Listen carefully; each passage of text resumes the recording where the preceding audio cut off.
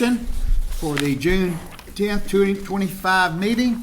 Meeting is now called to order. Norm, would you please call roll? Mayor Hendrick. Present. Mayor Pro Tem Stoker. Present. Councilmember Mitchell. Here.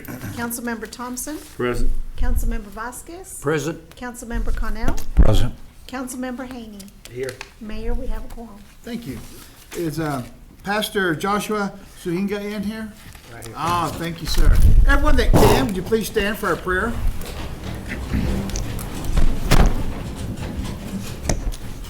Mayor, City Council, thank you for inviting me to open up in prayer. I want to read a few verses, if you wouldn't mind, and I think it'll be helpful for tonight.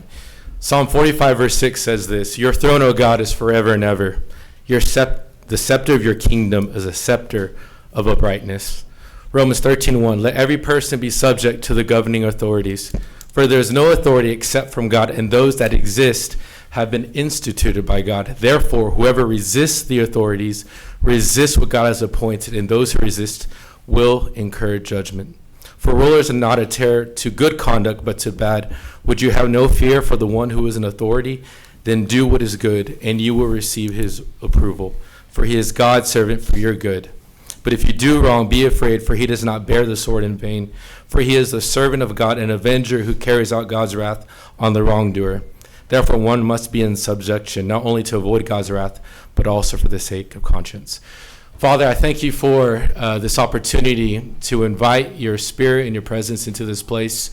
Father, I pray for our mayor and our council. I pray, Father, they would rule justly, uprightly, the way, Father, that you rule from heaven. Father, may we never forget where our authority comes from, why we have rule, why we have order. Father, why we have the laws that have been given to us, Father. I thank you, God, for today. I pray that every item would be addressed with care, with consideration, knowing that our authority comes from you. I just pray blessing over everyone who is involved in this meeting. God, I pray that you see all the time and energy they have sacrificed to be here tonight. I pray that you would repay back to them, knowing that they are your servants. I just pray these things in Jesus' name. Amen. Amen. You remain standing. I'm going to ask Councilmember Cornell to lead us in the pledge. I pledge allegiance to the flag of the United States of America and to the republic for which it stands, one nation, under God, indivisible, with liberty and justice for all. Honor the Texas flag. I pledge allegiance to thee, Texas, one state, under God, one and indivisible. You may be seated.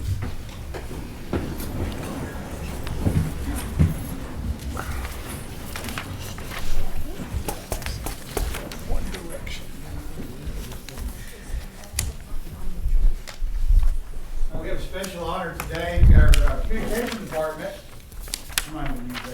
our communication department is involved in presenting different advertisements, different pieces for the city, and I am pleased to announce that this year, Monica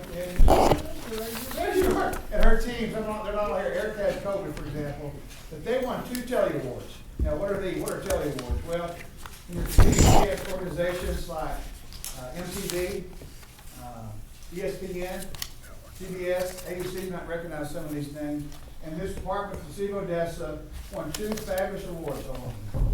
Get rid of my glasses. Oh, ours haven't come in yet. Those are older ones that we had. These are old ones, these don't count. Tell us a little bit though, what did we do? I saw both of them. Yes, so we have to blame Chief Murphy for this.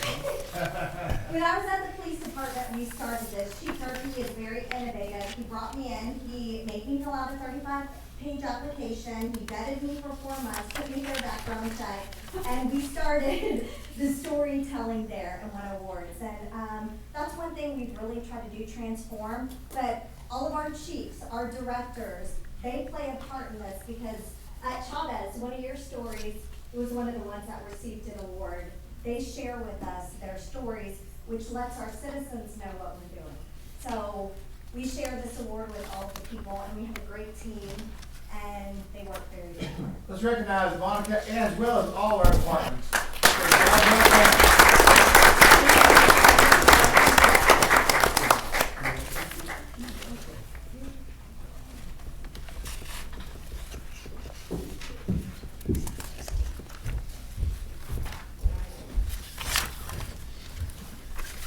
We have any comments from our citizens to begin the meeting? No, sir, not till Not till later. Yeah. Hope you stick around. All right, we have our consent agenda. Has everyone had a chance to look at the agenda? If so, I accept a motion. So moved. Motion by Councilman Thompson to approve the consent Second. agenda. Second by Councilman Cannell. All in favor, say aye. Aye. Motion's unanimous. Go to our regular agenda item. We'll start with number 8. Hope you're like financials. We are going to discuss and consider the fiscal year 22-23 audit. I want to invite Kayla to come up here as well as Greg. I forgot your last name. Very good. Thank you. Good evening, Mayor and Council. Thank you for this opportunity to speak with you tonight. I'm pleased to present the annual comprehensive financial report for our fiscal year 2023. This report reflects, thank you, our continued commitment to transparency, accountability, responsible stewardship of public resources. As part of our annual financial reporting process, an independent audit was conducted to verify the accuracy and integrity of our financial statements. This external audit provides assurance to the council, staff, and public regarding our financial condition and compliance with all applicable accounting standards. As you will hear in the auditor's report, there was a material weakness identified in our internal controls. This stemmed from errors that were not detected prior to the audit and were primarily the result of significant turnover within the finance department during the fiscal year 23 year-end close and audit period. With limited staff and a lack of management continuity, some critical tasks were delayed or left incomplete, and institutional knowledge was temporarily diminished. We acknowledge these issues and have taken steps to strengthen our process and rebuild capacity within the department. At this time, I'd like to introduce Mr. Greg Peterson, audit partner with Weaver & Associates and our independent auditing firm. Mr. Peterson will talk about our audit. All right. Thank you. Well, thank you, Kayla. All right. Well, I believe that all of you all have been given a copy of the ACFR. You can see that it is a 200 and some odd page document. We'll keep it light tonight, and we'll hit the high points, but obviously happy to answer any questions that you have regarding the audit. I believe you also have the presentation slides as well. Sure. Perfect. Yeah. Thank you. All right. Let's see if I can do two things at once here. All right. So we conducted our audit in accordance with government auditing standards. The whole purpose of an audit is for the auditor to come in and render an opinion on the financial statements, to give it validity, to say that the information in this report is materially correct. So there's obviously various types of opinions that can be given as part of an audit. We're given an unmodified opinion, so that is the highest level of assurance that you can receive in an audit. So beyond just looking at the numbers for the city, we also evaluate internal controls. That's what Kayla was speaking of earlier. So our review of internal controls is basically the foundation that all your processes are built upon to record the transactions that transpire in the city that result in the numbers. So as part of our review of internal controls, we did identify a material weakness. We did not identify any deficiencies or non-compliance that would require further reporting. This slide just goes into more detail about the finding that we had, but it did stem from there being financial statement adjustments that were required and identified as our audit, during our audit. And we really spoke at length with Kayla and her team, about what caused this issue, and my own personal experience of doing this audit and knowing that the team that started this audit with isn't the same team that I ended this audit with. When Kayla says that there was significant turnover within the finance department, I mean, it's been almost 200% turnover, I think, within the finance department, which really put this audit behind the 8 ball pretty significantly. The city's operations are vast. This is not a small city with simple processes and operations. This is a very large city, $1 billion in assets, $300 million in revenue. So it's hard to just step in and just pick up where someone else left off, within a short period of time. So, Kayla and her team, they did have a learning curve. It's been a steep one, but I think we're on the top side of that now. They've put together a corrective action plan to ensure that this doesn't happen again. And a lot of this corrective action plan is about training. It deals a lot with, training the new staff to make sure that they understand the processes, putting together a checklist to make sure that accounts are reconciled and balances are corrected as of year end. And to also continue their professional development, even Kayla and Kaylee herself, to ensure that they stay up to date on all the latest accounting standards. Being up on the standards is one way to eliminate possible findings going forward. So the comprehensive action plan is quite robust, but I think it's necessary to help ensure that we don't continue to have these findings going forward and delays in the process. So in addition to auditing the act for itself, we also, because the city expends over $750,000 in federal awards, we have to conduct a federal single audit. The programs that we tested are the Federal Transit Cluster and the ARPA funding, which is COVID-19 funding. For those audits, we are also rendering an unmodified opinion. Again, highest level of assurance that you can receive. Even with our single audits, we also evaluate internal controls. We evaluate internal controls over how these programs are being run to ensure that the money's being spent in accordance with these federal requirements.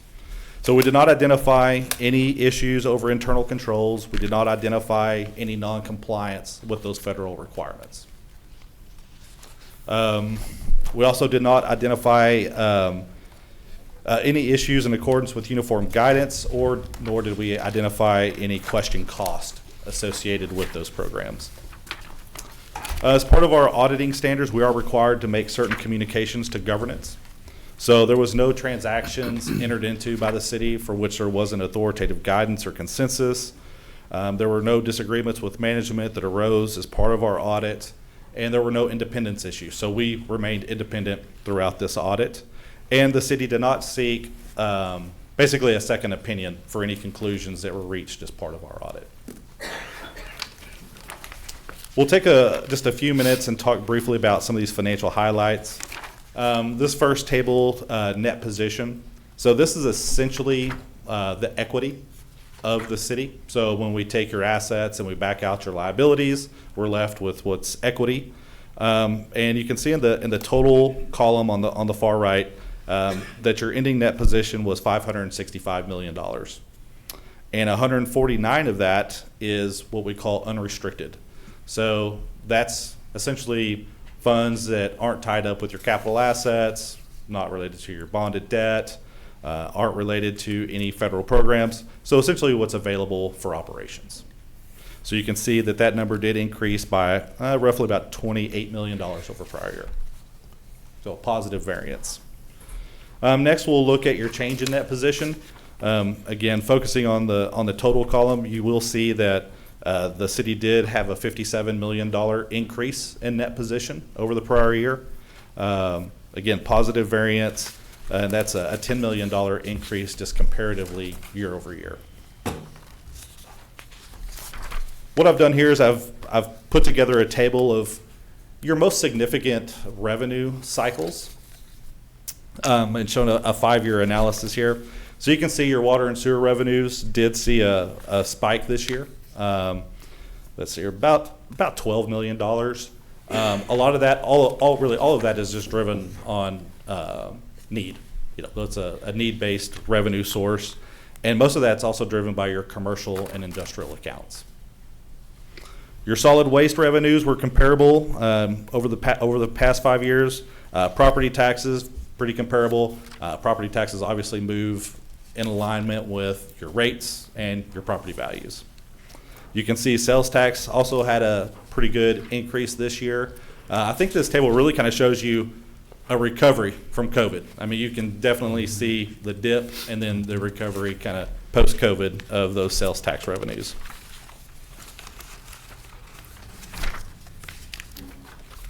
Here is a pie chart of all of your governmental funds and the revenues associated with that. I think the most useful data that you get out of that is to really kind of look for any anomalies in how your revenue sources are generated. Just comparatively looking at these percentages, there aren't really any spikes anywhere, which is really kind of what I would expect. I would expect your operations to be comparable year over year. When we do just look comparatively at what caused this increase in revenues, again, sales tax is the principal driver of those increases in your revenues, as well as the other category, which is your investment earnings. I believe the city had about $7 million in investment earnings in 23. So 23 was a good year for earnings for all of our governmental organizations, especially coming out of COVID when we saw those rates increase. Next, we'll be looking at your governmental expenditures. Again, I focus on looking at what are the big changes, what are the significant categorical changes that we've seen year over year. Again, for most of these functional categories, the expenditures are very comparable. The one that did have an increase is in public safety, and those are related to payroll increases that were budgeted. So that is a planned and budgeted increase in expenditures within that public safety function.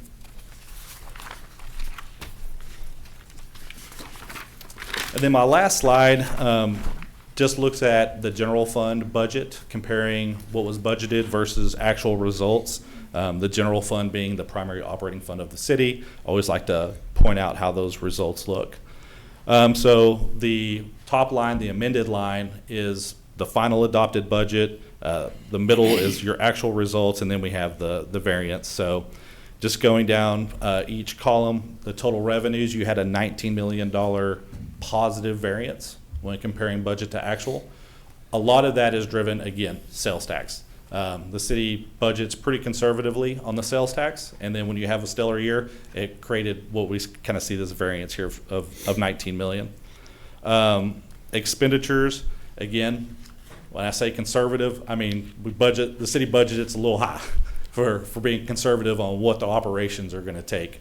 And a lot of that has to do with capital outlay projects, payroll increases, position budgets. So you have a lot of factors included in the amended expenditure side. And then when it got right down to it, the actual results were 104 million, again, resulting in a positive variance of $13 million. And then the transfers line, we just had less transfers than what were budgeted. When we look at this net, the general fund did have a $33.9 million positive variance versus budget.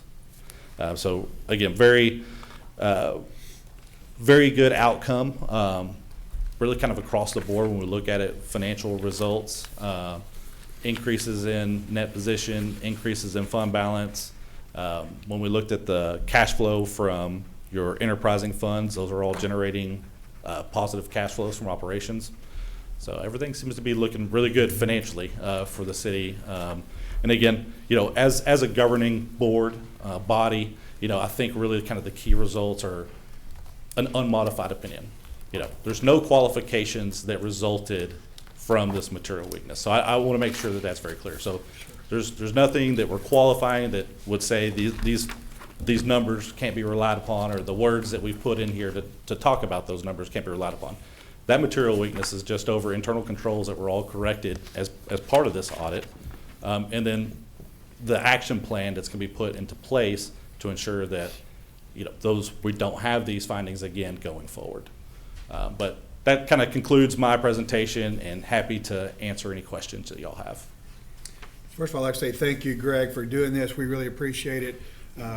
We recognize that it's been tough, and we appreciate both our finance department and you for working together to get this audit done quick as possible. Absolutely. But we do want our bond rating back, and to Yes. do that, we need one more. Have we discussed with our finance the best plan moving forward? I know the proposed date. I heard it was November. Yep. We would like, in a perfect world, we would like to see it quicker. Yes, Now, sir. Is there a plan for that, or can we do anything? We What can were do as a- talking upstairs about getting rolling on this thing sooner than that. Hopefully, early July, we can start working on some audit processes. So as part of our audit, it is a long process, but we can do some of our procedures when we're evaluating internal controls. We can go ahead and start that process. We can look at your federal expenditures. We can start doing that as Kayla and Kaylee are closing the books. So there are procedures we can start doing in advance of them closing the final books and getting it adjusted and ready for us to come in and do our substantive audit procedures. So we've already talked about that and started scheduling some time where we can start coming in and getting these things knocked out, and also the ODC audit as well. So we've got things lined up that we can start working on, because I'd like to exceed that too. I'm with you. November, I would like to see an earlier date than that as well. So we're all on board, I think. Thanks, Yeah. Greg, we appreciate it. Council, any questions?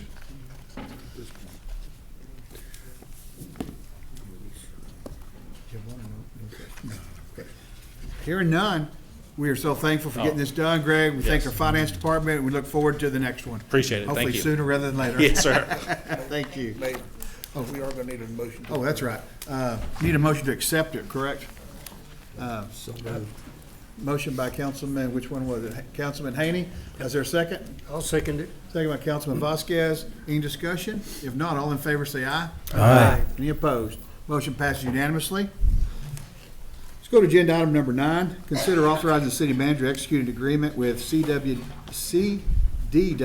Government LLC for Cisco Web Text Contact Center. Tony? Hello, Tony Flotis. This is Luke Russell, the system supervisor. So essentially what we're doing is we're taking our current call system that obviously doesn't meet our needs anymore.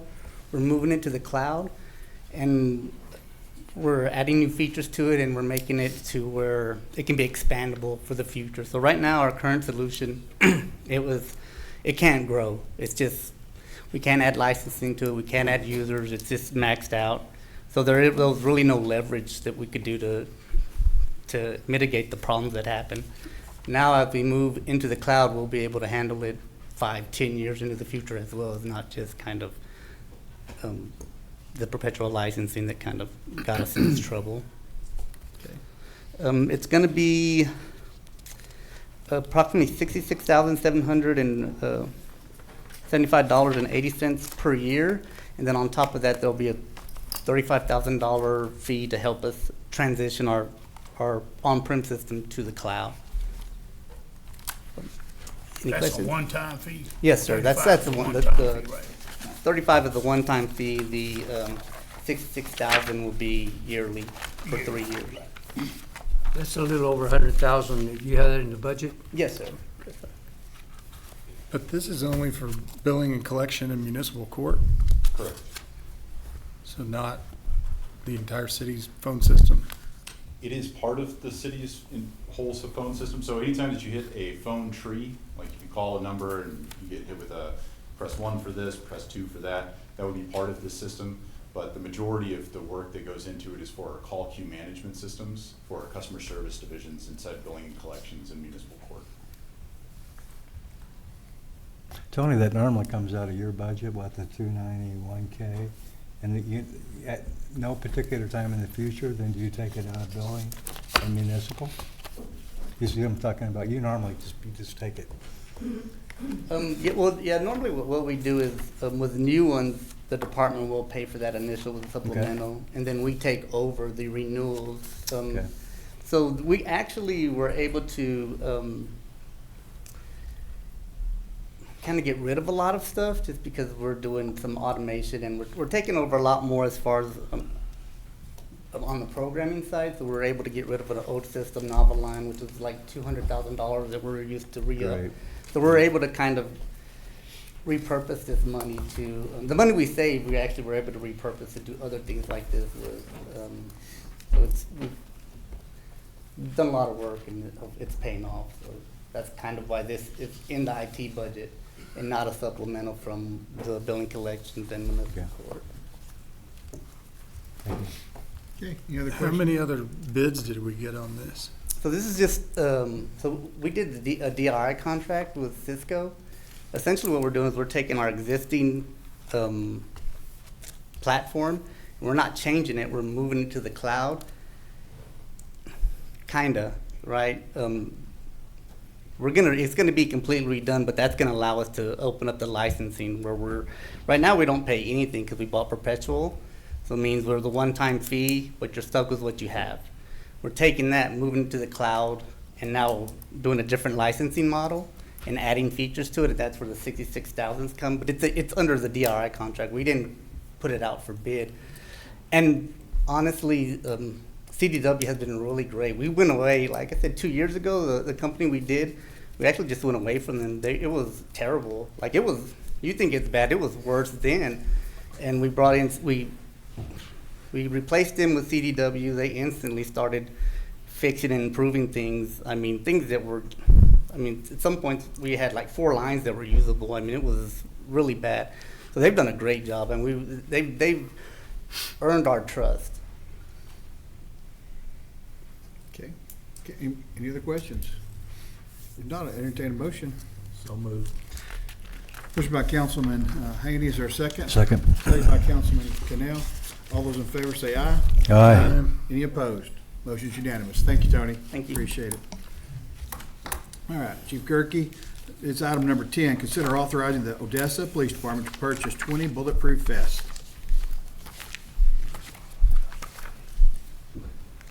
Good evening, Mayor and Council. This is simply a request to purchase 20 bullet-resistant vests for $54,002. Generally speaking, we use Angel Armor vest. You use the wraparound vest. If you look at the customer quote, these are fairly expensive vests, and we believe this is the best product on the market. That's what we equip our guys with. Also, keep in mind that vests, like any ballistic tactical equipment, has a 5-year life. So everything's on a 5-year replacement schedule. These funds, this $54,002, this money is budgeted, and it's also coming out of donated funds. This is Busting for Badges funds. Thank you. Sure. Council, any questions for Chief Gerke? Move approval. Did a motion by Councilman Thompson, is there a second? Second by Councilman Haney. I was gonna say it out. Councilman Haney, all those in favor say aye. Aye. Any opposed? Motion passes. Thanks, Chief. Thank you very much. All right, item number 11, consider to enter into a maintenance agreement with Cummings. Alex. Good evening, Mayor and Council. The Utilities Department would like you to consider and approve to enter into a maintenance agreement with Cummins. We currently do not have a planned equipment maintenance agreement for our generators at our water treatment, Yukon Pump Station, nor Darrington wastewater facility. So this agreement would be for them to come out on a quarterly basis and then a call-out basis anytime that we need service for these generators. We're talking about at our water treatment plant a 2,000 kW generator, at our Darrington plant a 1250 kW generator, and then our Yukon Pump Station a 350 kW generator. So anytime we lose power, these generators have a transfer switch that kicks on immediately, and they run our facilities. Okay. So this is just to make sure that we keep them running. Thank you. Anybody have any questions for Alex? What about the one downstairs for City Hall? Don't we have one right down there? I'm assuming that would be handled by building services. Good answer. I don't know what you just said. I'm not sure. It's Different department. Hey, is all of these I mean, Cummins all of engines them are? are. Yes, You'd they think are they'd all be on the Cummins same engines. contract. Because the one downstairs is a cat. Okay, yeah, the ones that we have at all of our facilities are Cummins. Yes, sir. It's water. Aaron, you got any clue about that one? That one definitely would come under building services. Yeah. Services. But if there's a way to see some savings there and add That's something right. on, we'll certainly We look hook into them it. in because it's another, we have any other generators you know of? We have one at Municipal Plaza also. Municipal Plaza too. Yes, sir. We'll find Aaron, out. would you mind looking into that? What we'll do is we'll get a complete list of all generators in the city. He's gonna hook them all up at the same time, Yes, same sir. contract if you could. Yeah, gentlemen, any questions? Alex, the Cummings, will they start with full service first and then move on to the quarterly inspections? Yes, sir. It'll be a Okay. full service first. Beautiful, We beautiful. actually use them currently. There's just not a service agreement available or that we have currently with them. So we pretty much a on-call basis. So when we run into a problem, they come out, check it, do anything like that. Or when it's time for us to service it, then we call them. This is just to put something in place to be a cheaper contract also. Sounds good. Any other questions? Is this Chris? covered under yours? Sir? Yes, sir. They're both out of our budget right now, out of our water treatment and our Darrington budget. We have the funds available right now. Okay. All right. Entertain a motion. So moved. Motion by Councilman Thompson, is there a second? Second. Second by Councilman Haney. All in favor, say aye. Aye. Any opposed? Motion passes. Thank you. Alex. All right. Agenda item 12, open a public hearing to consider request by V&O Realty LLC for an annexation of 16.88 acre land tract into the city limits of Odessa, Texas, the original zoning of light industrial for 3.94 acres south of land in section 40, abstract 593, block 42, township 2, south 8-70, Texas Pacific Railroad Company survey, Ector County, Texas. Elizabeth, over this. How are you? Hello there, Elizabeth. Good evening, Mayor and Council. So this item, you guys saw it 2 weeks ago. The reason why it's back is because of how we announced it. We announced it as it would have 2 public hearings. So because we said 2 public hearings, it has to go back into the header that says public hearings. So that's why it's back on the agenda, but nothing has changed. So if I'm open to any questions that you guys may have. Okay, thank you. All right, let's go ahead and open a public hearing. This is a public hearing. Anyone wish to speak and do so, please limit your comments to 3 minutes. Is there any speakers on this one? No, sir. Okay. Council, any questions for Liz?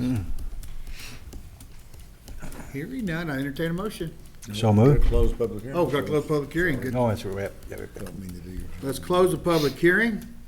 All right, any discussion? If not, all those in favor say aye. Aye. Wait, so we do a motion? Yeah, we got a motion.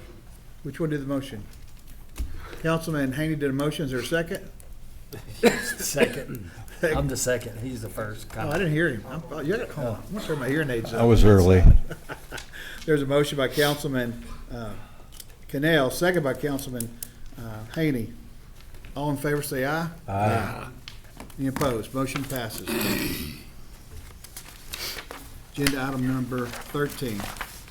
Open a public hearing to consider approval of the request by Lacey and Adversher Properties LLC for a zone change from 2F-1 DR2 Family Resident District 1 Drill Reservation to 2F-1 2 Family Resident District -1 on a .86 acre land located in Section 20, Block 41, Ector County, Texas. Liz. Thank you again. So this property was zoned 2F1 with DR, which means that it had a drill site. The drill site has been released and abandoned, so they are now coming in to remove the DR and just leave it as a 2F1. This area currently has duplex in there. It's a whole block that has them like that. Therefore, city is recommending approval for the 2F1 zoning district. P&Z approved this 7-0 on May 15. We have received no objections on it, so therefore staff is recommending approval. Okay, thank you. Let's open up a public hearing. This is a public hearing. Anyone wishing to speak and do so at this time, please limit your comments to 3 minutes. Is there any speakers? Yes. Okay. As a result, I'll close the public hearing. Gentlemen, any discussion? Any questions? If not, entertain a motion.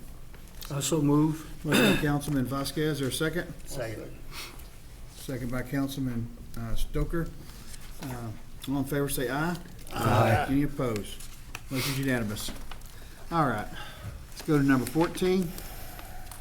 We're going to open a public hearing to consider the approval of request by Permian Basin Aquatics LLC for a zone change from FD Future Development District to LC Light Commercial District on a 2.18 acre tract of land located in section 16, block 41, Ector County, Texas. Liz.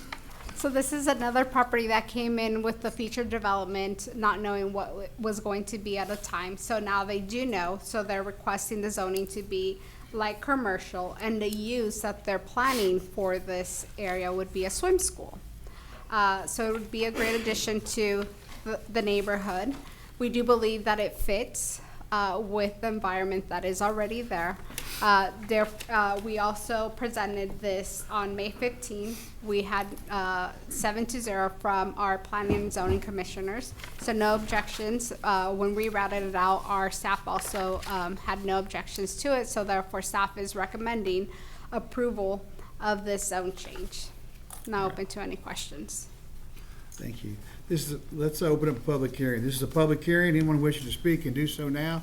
Please limit your comments to 3 minutes. Is there any speakers? Yes. All right, seeing no speakers, we'll close the public hearing. Council, any discussion? I'm just pleased to see the Permian Basin Aquatic. It's just something fun, you know? It's wonderful. I know. How big is that facility, Elizabeth? You know, they did not say, I'm not sure if the applicant is, yeah. Do you know? No, you don't know. It's on a We don't know. 2.18 acre tract, so. So it'll be Well, a another good piece of size. property. It's in my backyard. You didn't know that, did you? I do know. You are. How much? No how much- sneaking in. Yeah. I was thinking it. Thank goodness we have 13 acres buffer. All right, any motion by council? So moved. Motion by Councilman Haynes, or a second? Second by Councilman Stoker. All in favor, say aye. Aye. Motion passes unanimously. Let's go to item number 15.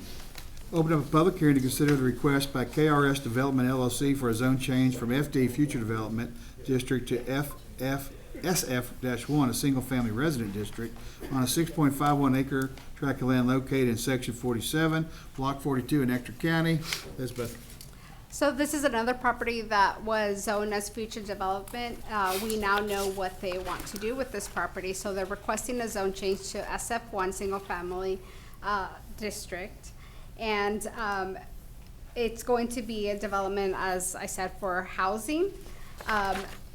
We did present this to our Planning and Zoning Commission Board May 15. They voted 7-0. So it was approved. We routed it out internally to our staff. We had no objections internally, so therefore staff is recommending approval of the zone change to SF1 single family district. Thank you. Let's open up a public hearing.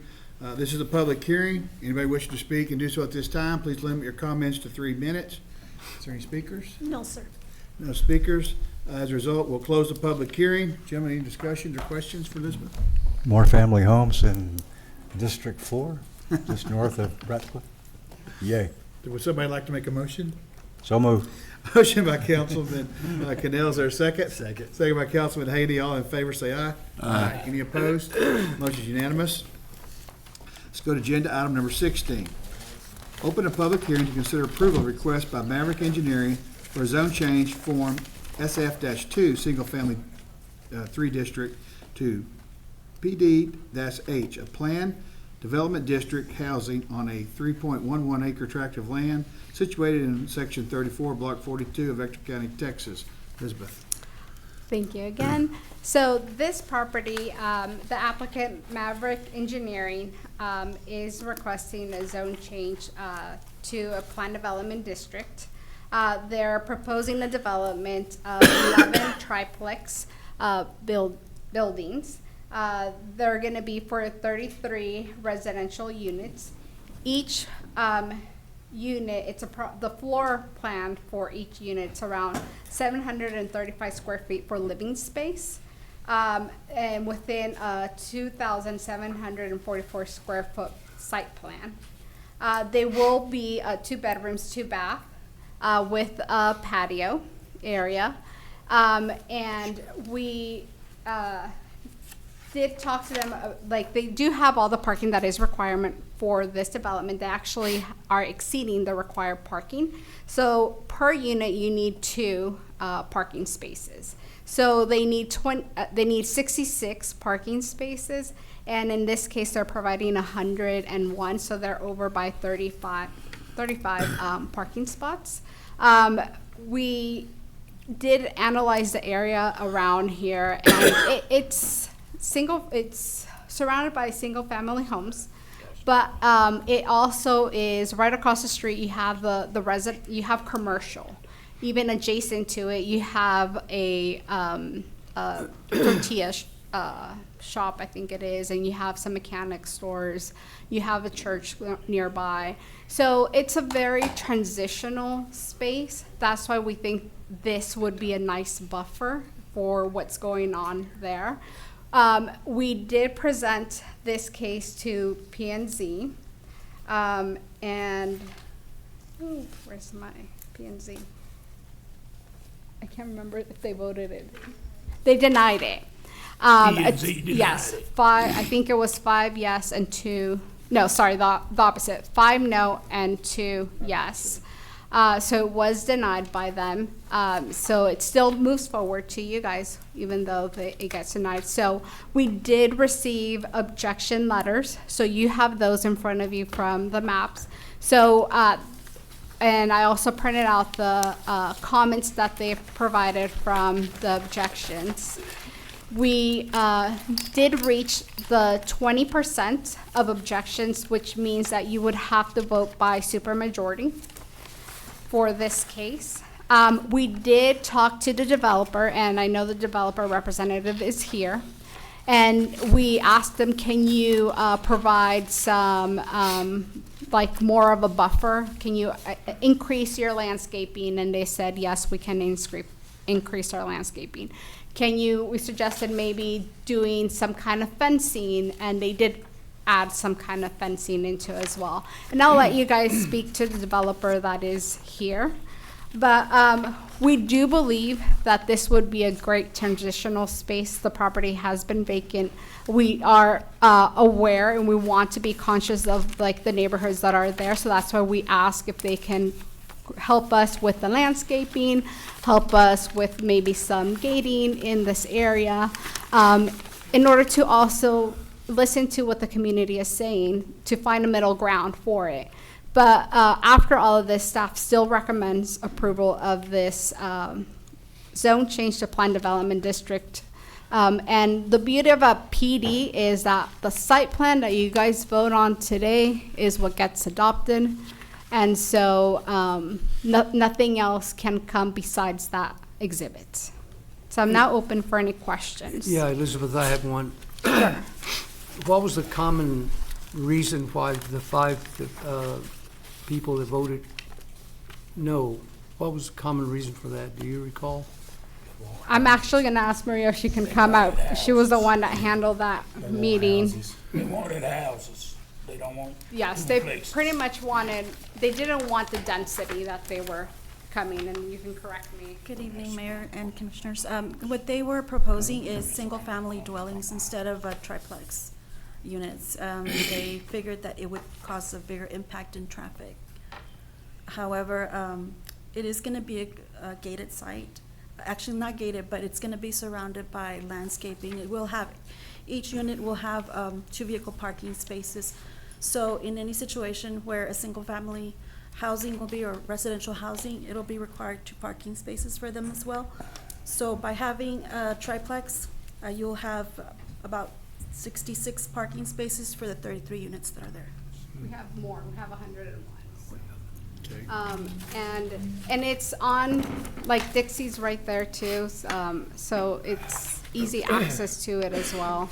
So we don't see a major impact, and we did not have any objection from our Public Works Department in that regards. But that entrance right there on Clements, is that the entrance into the parking lot coming out for Clements? I believe there's multiple ones. So there's an entrance on Clements and an alley. Yeah, how far are we from that traffic that traffic light right there at that intersection? Man, that is a crazy intersection. I would not know how. Well, I know I live there, From, and I fuss about it all the time. If I may add, sorry. if No, I it's may okay. add, the entrance is going to be through the parking lot where the vehicle parking spaces are at. Right. It will come in through Clements. It's not going to be directly off of Dixie. This property or this development is pushed back behind. If you see the house that's there already, it's going to be behind that house. So it's going to create like a box area. It's not going to divert it to Dixie. That's what I'm wondering out for. And what type of fencing are we gonna put around it? I don't want them I will jail bar defer fences that where they to can bend them the- over and crawl through all yes, night. I will defer that to the applicant All right. once. Let's go ahead and open up a public hearing. Anyone, this is a public hearing. Anyone wishing to speak can do so. You can please limit your comments to 3 minutes. Norma will call out the names. I don't know who the Yes, speakers are. Norberto Brito. Do you want the applicant to go first, or? Sure. I didn't know who it was. Come on up, sir. Apologize. Please introduce yourself and tell us who you are. Hi, Andrew Mellon, Maverick Engineering. Okay. Nice to see you guys this afternoon. It's not our first rodeo, so we've gone into areas where we've done these kind of cluster home projects, so to speak, in single-family areas and other types. And so we already kind of know what we need to do to make sure the citizens around the area are safe. So I think we have some renderings that we have sent in, so we can show those, the houses and things. So there is going to be fences. They're going to be 6-foot wood fences that are closed in. You can't see through them or out. There is going to be additional landscaping. We're going to go above and beyond on that kind of thing to make it look nice and pretty. We're going to have security on the site. So there's going to be cameras and things like that during construction. There's going to be cameras and things like that after construction to just kind of make sure that the vehicles in the areas are okay and that we have it monitored on a daily, nightly basis for security reasons. We also are going to have parking permits. So if you live there, you have to have a permit to park there. If you're going to visit there, you have to have a permit to be a visitor to park there. So there's not going to be random people coming in and out of there. It's going to be the tenants and their friends and family that are going to come visit them at that time. We think it's a good project, good location for this. Do you not have the renderings, guys? Okay. The houses, what I'm trying to show you is they're built out of stucco and stone. They're really nice. They look like normal houses. They're like kind of large houses, but there's 3 units to each one, as you guys have been told. And the reason why we didn't do single family doesn't meet the pro forma of the land costs. So we're trying to come in there to do what everybody else is doing and make a profit on an area that we think is deemable for this particular project. And I think it's also a good amenity for the area in the sense of landscaping and the way it's going to look. It's not going to be ugly. It's not a man camp. It's just a housing development. So going forward on the project, who's going to maintain the one of the things that drives me nuts? How it dies off. Development comes in, they plant a bunch of stuff and they let it die. You going to have an HOA to take care of that? Or? So the owner is going to own all this, so they'll be taking care of it. They'll hire a company that's going to be taking care of the landscaping. Something dies, they replace it. So. Yeah, but you got a bunch of individual owners. No, they're rentals. They're rentals. They're rentals.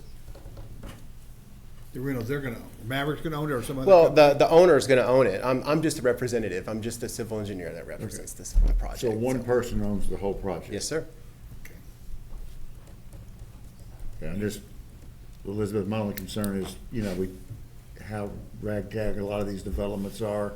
They put them in, they do the landscaping, and next thing we know, it looks like It's gone. yeah, it looks terrible. And I just think we gotta be tougher on that, to make sure it gets taken care of. And that's an enforcement, Yeah, that's an enforcement. that's where enforcement comes in for that aspect. That's why I like HOAs for things like this. Yes. So you got an And association I don't too. know if they're open to HOA. I mean, if they sold it off, you could go ahead and come up and answer those questions.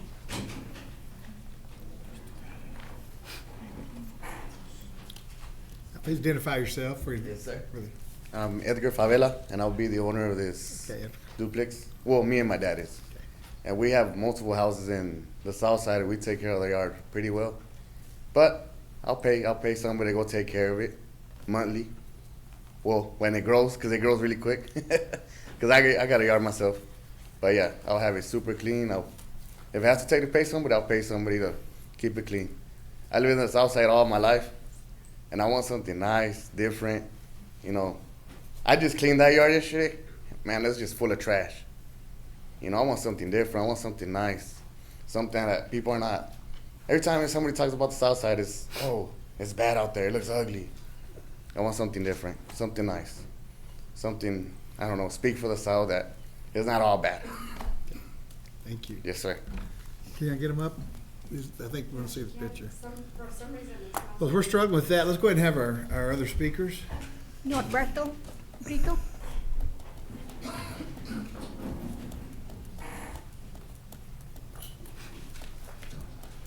Norberto Brito, the third. I own a property right there at the corner of 1111 Honeysuckle. So, Mayor, Council. So I just want to touch on a couple of quick points is we don't really want this to change to a PDH because it opens the door for a lot of different things that don't need to happen in the south side. SF3 is what it's been zoned for. Those single-family homes work great out there. There's been multiple ones built in the past. All of them are selling for 200,000+, so economics doesn't really play into that factor. You could research that, and there's probably at least around that block 4 or 5 homes that have been new and sold in the past 2-3 years for that price. What we're looking for is for it to stay that way because single family, you don't have transient people coming in where it's a rental property where somebody's going to live there for 6 months, live there for a year. They're going to be in and out, in and out. Even if you try to maintain the area and the multi-facet that way, it doesn't work. What we're looking for is for families to move in like they have in all the other homes that have been built there recently. Because you get a family that moves in, they're there to stay, they're going to want to be there, they're going to take care of their property, and then it's going to create a better community. You open up the large parking spaces, south side, sorry to say it, but it's just going to be a gathering place. No matter how much landscape you put fences up, that's just a better place to hide behind now. And it just opens up for some bad activity. Go back to the good portion that's happened in development wise in the south side is we can go back years for the Henley 1 and Henley 2 subdivisions. Those subdivisions worked out nice. They were affordable housing. At the time, the developer came in, he was required to put in so many homes that were affordable, and then he was able to profit off of whatever was left. So there was a percentage, and they worked with the city. They got city funding to help with that too, to create that development. All those homes have sold. That subdivision is full. There's not a vacant house out there. They may be 1 or 2 lots that individuals may have purchased that they never built a home on, but they had that opportunity to buy those to do that. So going back, like I said, the economics of it really doesn't play a factor in it for the reason, existing homes that are selling there right now that have just been built and they don't stay on the market long. People buy them up real fast. They've sold really quick for that portion of it. The other thing is like I said, if we open it up to the PDH, all that does is open up the other facets to where you can put multifamily housing on us. We'd rather keep it at the SF3, create single-family homes for people to move into and make the community nice. As far as it being a buffer, as they've been saying, Clements is a very busy street, so even access off of Clements is very dangerous. There's high traffic. Dixie is the other intersecting street going north and south. There's a lot of traffic on there. The buffer is their restaurant that's right there on the corner. Right, and that should stay on the Dixie side. This development is on the back side of that Dixie, so it should be a little more isolated and geared prime for single-family housing. 3 minutes are up. Thank you. Thanks, sir, we appreciate it. Next speaker. Armando Rodriguez.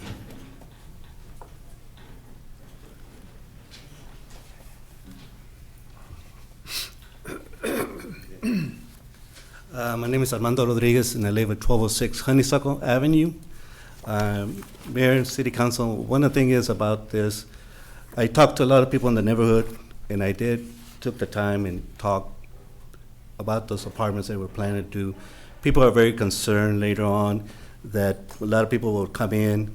Like I said, they mentioned they would have like 4 parking spaces for each individual and more parking space. But the thing is, after this crowd and everything else, they're going to be parking on Honeysuckle, on Jeter Street, and all that other area because they only are permitted to have at least 4 cars.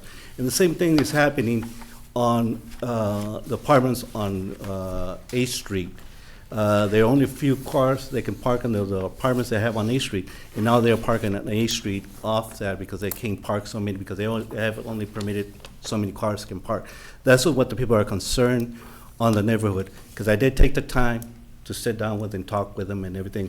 Those are the ones that signed the petition, protested, because they don't want it. One of the things is that if they really wanted to do something for the community, they could talk to the people in the neighborhood.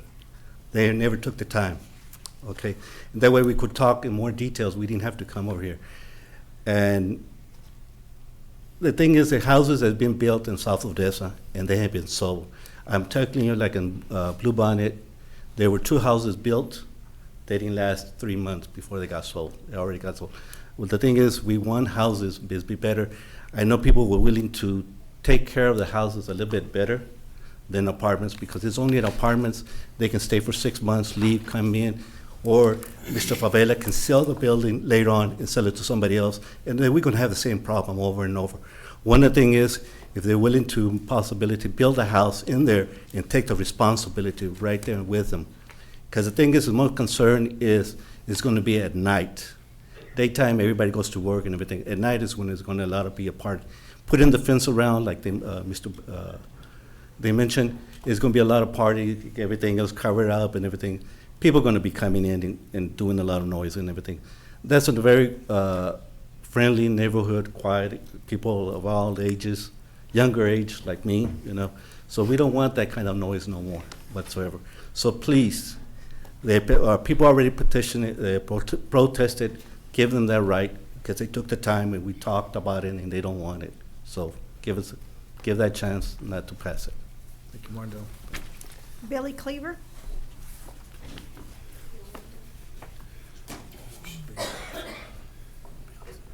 Try to read this off my phone. I don't have glasses, what I do, but not my reading glasses. Good afternoon, Bill Cleaver, 417 Washington Lane. Good afternoon, Mayor, City Council. Welcome aboard. Glad to have you here. Thank you. I once lived in this area. I no longer live there. I moved away from that area, and I want to make it clear that I will receive $0 from this project. And the reason why I said it is because sometimes people get on Facebook, I call it, and the first thing they say is, I'm out buying up a whole lot of property to better myself. So I got $0 invested. I don't have a dog in this fight. It's a great project. 2 bedrooms, 2 baths, 720, I think, roughly square feet, 33 units, total 104 parking. I think it was 101, I think what Liz actually said.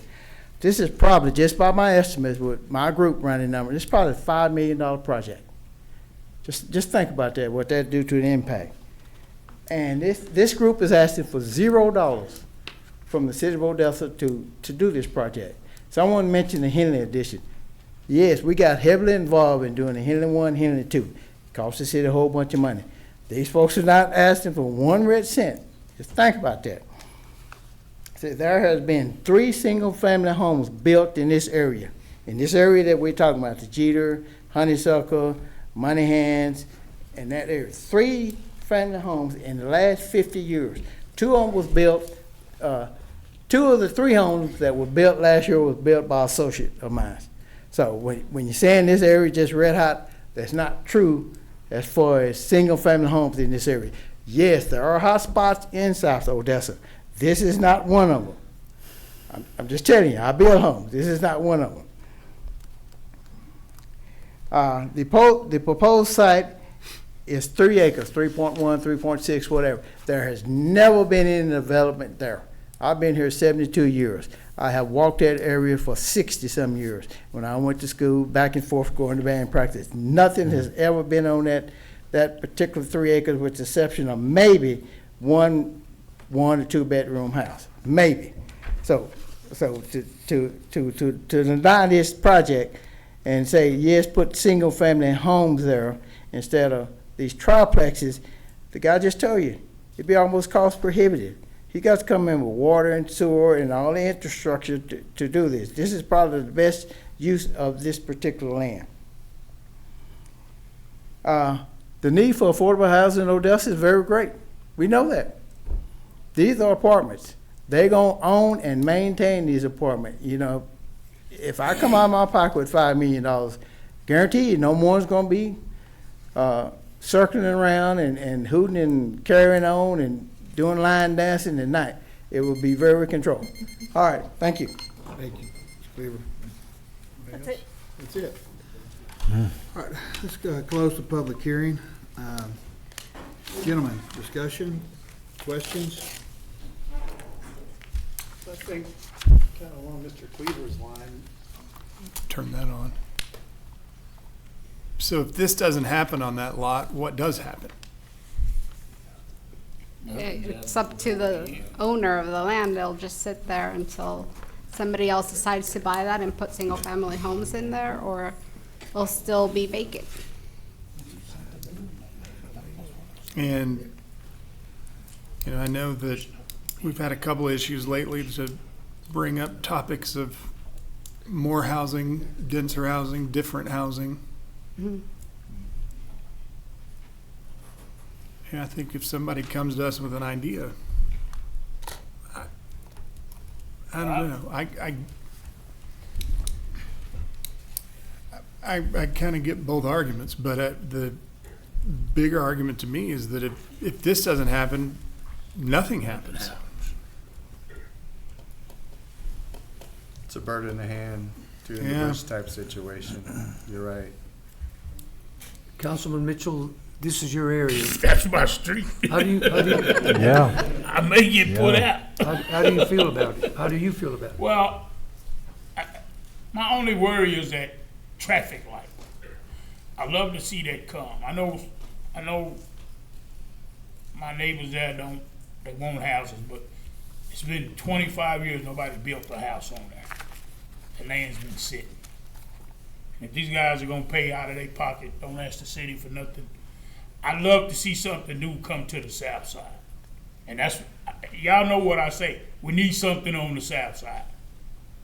And I'm for it. I'm just gonna tell you I'm for it. I know some people gonna get upset, but I need something new on the south side. That's just it. We need something new, and we need to start somewhere. If these guys are gonna spend this money, I'm for it. What's I'm just telling and what is the project budget? It's around 5 million. Around 5 million. There's nothing 5 million on the south side. So, and I understand apartments bring trouble, and that's why I was asking about the fence. I don't want no fence people can bend it and they can crawl out of it. No, I understand that. You know, that's where those apartments are over there by Hayes Elementary. They built those old bar fences, and they got more bent fences where people go in and out of their apartments. I'm for it. I know I'm gonna make some enemies, but that's fine. I do that anyway, so. But a $5 million project for the south side, I'm happy. But I also think it's unfair to just assume who is going to move in here and that it's just going to be a constant party and people are going to be bending the fence and coming and going. I think that's unfair to do. So, you know, I applaud the effort, and I think that we do have a housing shortage, and you know, we had this same discussion on the north side of town about denser housing. I want to have it downtown. I want to have it, you know, so. Now, this ain't gonna have any, I don't want this, if it passes, I don't want it to turn into workforce. No, sir. I don't want none of that workforce mess. If it passes, I'm not for workforce. No, sir. Now, if you building this for families that Yes, sir. need a nice, decent place to live, I'm for it. How are you gonna enforce that if it's not later on? Well, I don't worry about it. I don't force the sun coming up every day either, but it comes up. Workforce housing needs to go through the proven SUP. I think from my perspective, I'm torn because Odessa needs housing, needs affordable housing, but I also respect homeowners that it looks like, and I'm just, again, I'm no expert, I'm just looking at the map that you gave us. These are all single home dwellings, aren't they? Mm-hmm. And it's not like it's on the edge of something, you're putting it right in the middle of their homes. And that's my concern, is the homeowners on 360, I mean, I'm concerned about it. I'm gonna tell you right now, I'm concerned. It's tough. So the blue is the notification area? Oh. Pink are the protests and Right. blue are the proproperties that got notified. Right, the Correct. notification area, Yes. right. And so out of how many properties do you notify? And we got 1, 2, 3, 4, 5, 6, 7, Sorry, 8, I 9, know 10, you work on the 11. map, so. 49, So what do you? So 11 out of 49 Yes. protested. yes. 20%. 20%. And what you don't see, you go up around that curve, you see a mobile home. This could, in the future, turn into where we could change that and put a mobile home. Of course, you know what we're not gonna get It's into that. SF3, so you can't. Yes. But he is right. There is You go around that curve. there is a mobile home right next. Mobile homes up here. Well, I know they are. We don't want it to turn into that. I'd rather have it over. Well, that lot, I'm just saying, nobody built nothing there in 40 years. We got opportunity to get something built. I'm for it. You said how many homes? There's 13, I counted 13 proposed. It was 11, right? 12? I've got 12. It's 12. Oh, that one was crossed out, wasn't it? Yeah, Well, one of the lots is 2, yeah. 12 out of how many? 49? 49. My only deal, Elizabeth, like I said, I think the project's worthy. It's a $5 million project. It's $5 million property taxes. My only concern is I believe that, if it's if the upkeep on the fence and the grounds are like they should be, then it just brings a new standard to that part of town, in my opinion. I have places on the north side of town, east side of town, where, as Elizabeth knows, Yes. that I raise hell about all the time because it looks terrible. The developers their feet weren't held to the fire to keep between the sidewalk and the fence mowed, zero-scaped, whatever. And, and I believe that is a way to start something really good down in your area. It's just my opinion. You got a chance to really have a nice development, keep it nice. $5 million property taxes, and that's nothing to sneeze at. And like I said, the developer was even willing to add more landscaping to create more of a buffer into there. So I cannot stand here and tell you how it's going to look in 5-10 years because I don't have control over that. But we do, as a city, have control over enforcement. Yeah. And that's where we will have to step in and really work with our teams to be able to enforce that people are complying to the ordinance. But like I mentioned earlier, this is a planned development district, so that site plan is what's getting adopted. So it's always going to have to look like that site plan. The PDH can be very flexible with it on the end plan. You have to come back to you guys to be able to make any change to it. No, it's very flexible, but with the plan at this point, then it's fixed. It's fixed. Yes. Correct. So any changes that they make to that site plan has to come back to you guys. Okay. That's fair. It's up to you guys. I make a motion to move forward. A motion by Councilman Mitchell to approve. Is there a second? Second. Second by Councilman Thompson. All in favor, say aye. Aye. Any opposed? Aye. Motion carries 6-1.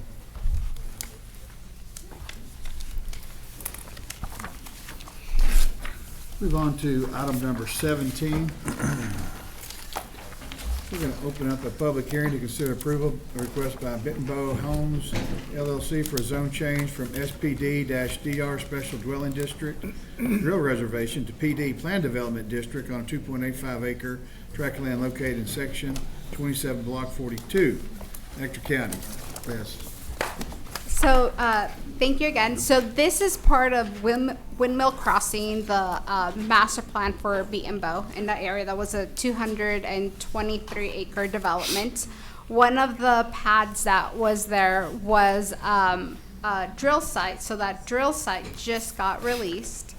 So we are now requesting to be able to rezone that plan development district into what the development was, which is continuing on what they have done here. So they would still be having to comply to the existing plan development district. Like I mentioned in the previous case, anytime that they make any changes to it, the whole case has to come in order for us to review everything. They're still complying with all of the regulations that was originally implied into the plan development district. They will be adding, sorry, I counted it earlier and I can't remember now how many houses. I think it was 39 houses that they're adding into, oh, sorry, how many? 67. Thank you. Yeah. 67 houses. They're still following and complying with the same footprints that they have previously agreed to for this development. So this is the formula. that they have for this whole area. We do believe that this will continue on and fits well with what they have already for this development in here. We did circulate it internally. We had no objections from our team. So therefore, staff is recommending that we move forward with this plan development addition for housing, subject to condition A through B, and B has 4 additional subcategories in there. And this is, again, it's just carrying forward for what was in the original plan development district. It's just being applied to this area as well. Okay. Any questions, gentlemen? So I see one common area park in there. What's our rule on that? How many, I mean, do we, So I'll let the developer come up and talk about the parks, but this is the area that we have a PD for it. So the parks were designed in the original phase that came into this. I can't remember how many. I'll let them, I'll defer to the applicant because I can't remember how many parks we had. Okay, well, let's, since we have a speaker, let's go ahead and open a public hearing. This is a public hearing. Anyone wishing to speak can do so at this time, but please limit your comments to 3 minutes. Please come forward, sir. Introduce yourself. well, that's city. Howdy, Mayor and staff. My name is Brett Behringer. I'm with Beaton Bow Homes, address 1201 87th Street, Odessa, Texas, 79765. Sorry, I don't quite understand your question. Well, it was a Liz question, because what does our ordinance say? In the whole master plan, okay, I believe there was 2 right there off of that main collector road. Get back that picture. Is that center point? That center one is a park. So right there by the middle playa lake, there's those 2 squares. Those are both parks with a trail connected between them that has a fence and landscaping along it. As far as this request, it just regards phase 11. We were super excited to work with Formentera to get that well P&A'd, and that's adding 67 affordable homes in that area. That's all we're doing right here is that phase 11. So I believe there's those 2 parks. I don't know if you can see those squares. And I'm sorry, maybe I didn't ask my question right. Don't we have something in the ordinance that prescribes how many per whatever? Okay, that's it. That's all the question was. Is there any other public speakers? No, sir. Okay. At this time, I'll close the public hearing. Do you have any additional questions? Well, I have one. I know we talked about this before, but that all backs up to 338. And I can't remember what we did over on the east side of that development. How close are those to 338? We talked about a buffer at one time For, off of between that yes. house and The 338. But this is, it's more, sorry, Dolly, can you go back to? So the area that we're talking, oh, can I get the pointer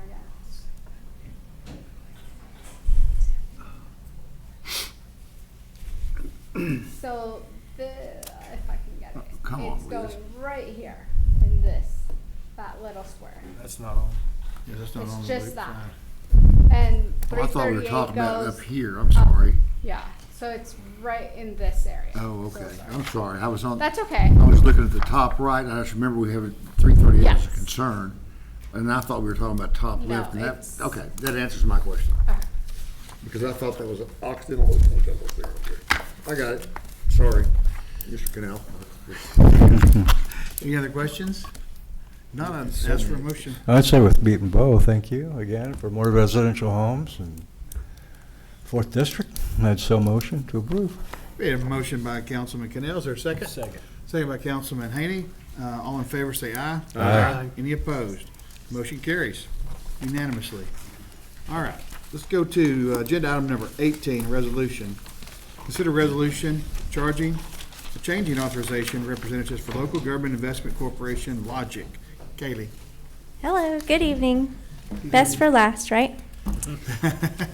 So we're doing something very routine tonight. We're just adding Mr. Vela to our Techstar, this one is Logic, to our Logic Pool authorized signers.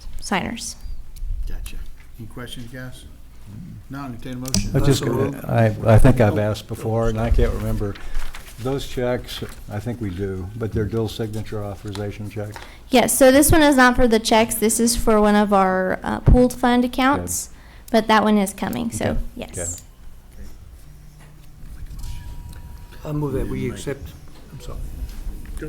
Motion by Councilman Vasquez to accept, or second? Second. Second by Councilman Thompson. All in favor, say aye. Aye. Any opposed? Motion passes. Agenda item number 19. Try to get here before the storm does. Consider necessary signatures in connection with city funds. Kaylee. Okay, so Councilman Connell, this one is in relation to the question you just asked. So all of our checks have dual signatures on them. If they're under 10,000, they are facsimile signatures. If they are over 10,000, they also require ink signatures from a finance official and a city manager. So this is to add Mr. Vela to that list of authorized signers and to remove Mr. Morton. Entertain a motion. So moved. Motion by Councilman Haney. Is there a second? Second. Second by Councilman Mitchell. All in favor, say aye. Aye. Motion passed unanimously. Thank you, Kelly. Number 20, consider amending resolution to update the authorized representatives for Techstar. Okay, last but not least, same thing, removing Mr. Morton from our Techstar authorized list and adding Mr. Vela. So for this one and all of the other ones, the authorized officials will be Mr. Vela, Mr. Smith, Kayla Hardy, Hedges, myself, and our controller, Matt McGee. Okay. Do you have any questions? Motion to approve. Motion by Councilman Canal, is there a second? Second by Councilman Haney. All in favor, say aye. Aye. Motion passed unanimously. Thank you. Thank you. Let's go to agenda item number 21, miscellaneous. Discuss and consider all City of Odessa commissions and board members, including appointment, reappointment, removing, or modification. Norma, any? Yes, for the primary care, we have Margaret Jones to be reappointed, and Chris Barnhill is here to speak on her behalf. Yeah, I know I'm the last thing before adjourn. I noticed that on the agenda, but I'm Chris Barnhill. I'm the Chief Executive Officer for Permian Care, which used to be known as Permian Basin Community Centers for MHMR. Kind of in the Sweetwater area, I think that's where you're from, Mr. Vela. That would be West Texas Centers for MHMR that would have served that area, so that's our sister organization. But Great. Margaret's been on our board now for 29 years. I just wanted to take a brief second to celebrate her for that as we're doing her reappointment, which I hope you're in favor of. She also represents Odessa on the board of directors of the Texas Council of Community Centers. She's done that for 17 years. So 4 times a year she goes to Austin, goes to the Capitol, talks with Representative Landgraf and Senator Sparks with me, and tries to help bring more mental health and intellectual disability funding to this area. And so she's really a great proponent for y'all. I can't tell you that how much I've appreciated her. I could have done my job without her. And she was going to be here this evening and got to not feeling well, but I do hope y'all consider her reappointment. And let me know if you ever have any questions about us. I'm happy to meet with anybody, especially welcome to the area. And if you have any questions, let me know. Thank you. You bet. Jim, any discussion? If not, entertain a motion. I move that we accept her. Go ahead, give it to Mr. Thompson. No, motion by Councilman Vasquez, second by Councilman Thompson. All in favor, say aye. Aye. Motion passes. Did a great job. Anything else? Yes, she does. All right. If not, gentlemen, I would entertain a motion to adjourn. Motion by Councilman Stokes, is there a second? Second. Second by Councilman, I believe it was Haney. All in favor, say aye. Aye. Motion passed unanimously. Sorry, Vice President. But everybody will walk out in the dirt. Yeah.